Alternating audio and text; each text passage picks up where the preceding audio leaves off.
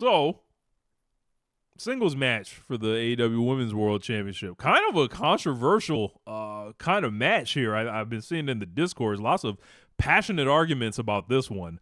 Timeless Toni Storm versus Megan Bayne. The Toni Storm retain people are very adamant that she retains this For belt what here. reason? What are their good reasons for that? I think they think The this, fourth time's the best time.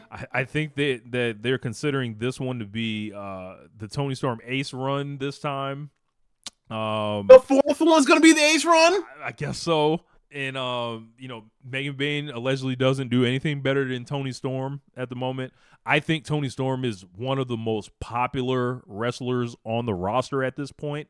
Now, like she's gone to a level where I feel confident saying she's the number one woman in the promotion. Like, I don't think she's number Yeah, one, not to she me is. or anything. Like for me, it's Mercedes or whatever. But like, She's the just most popular. She's yeah, the most popular. yeah. Yeah. And it's like, do you mess with that? I think there's a solid argument to say you kind of keep that where it's at right now, but you only get a Megan Bayne walking in kind of one time and to do something special with it. That's where my argument is. Every time Megan Bayne's been on TV in this company, she's delivered. She's done something impressive. She looks great. Like as far as like showing up looking like a star, like she's made for TV. And like, Mhm. you know, I don't like. It seems like there's a lot of moving parts here because the women's Owen is fucking loaded, right? They've got this, and could you get more than one match out of this? Do you think maybe if you handcuff them together for a couple months? Yeah, sure. Okay. The only way to do that is if there's a title change.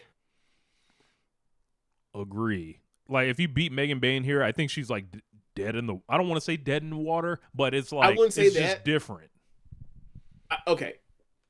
If she were to lose to Toni Storm on some fucking inside cradle schoolboy, she then just she was the monster of the month.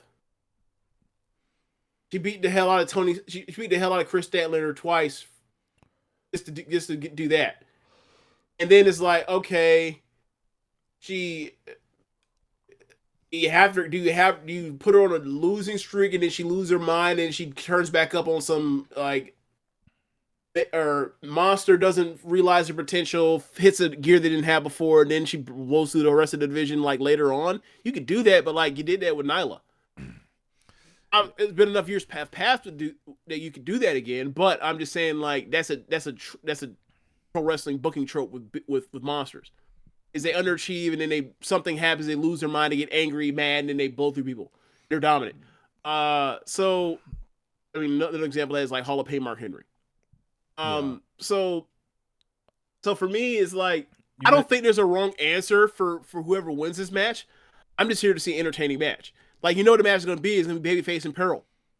I mean, and you mentioned about Statlander, like it wouldn't be like a bad like she had to do them. She had to lay down twice for her. She could easily win the Owen Hart, and then Megan, the champion's waiting for her, and this is like Statlander's long time reward. I don't know. Like that's something you could do with it, but I think Toni is like I think Toni's kind of earned her way on the All In. So I don't know how you do that and take the belt off of her. So I feel like just have three women's matches on the show. I mean, easier said than I know. done. I know. I seemingly. know. I know. I know. Look. What I will say is this: I'm not mad with whatever decision they make with it, as long as they give me the match. The monster versus babyface champion match, regardless of the winner. I don't care. I want Like I give, like it's set in place for the crowd to live and die with that match. I How much want they love Toni Tony's. Storm and how dominant and dangerous Megan Bayne has proved herself to be in her short time here in AEW. I feel like they, similar to what I said with Megan, not Megan, but Toni Storm and Mariah is like they Toni is not at the point where like she has the crowd in the palm of her hands and like regardless of whatever they do, like it's gonna be over because of how much this crowd loves her. So yeah, like they can take him on that ride emotionally, and like I think those two will still have a good match, regardless of just the I want living and dying by the result, which is the magic of pro wrestling anyway. But like I think like those two together are going to have just a great classic babyface Imperial match, and I don't care who wins. Look, Just give me I the want match. some. Give me the match. I want some accordion level back breaking German suplexes in this match. I want Toni Storm kicking out Oh yeah, out of biblical shit like in this match. Like kick out the razor's edge from the top rope. Like shit like that. So it is very like it's very tough for me to pick against Megan Bayne here, but I think I'm going to do it. I mean that'd be smart money. So I'm gonna pick Toni Storm, but look, I would take it in the heart. Like, if they're gonna put it on Meg, I'm riding. I'm ready. Let's just say that. So yeah, 3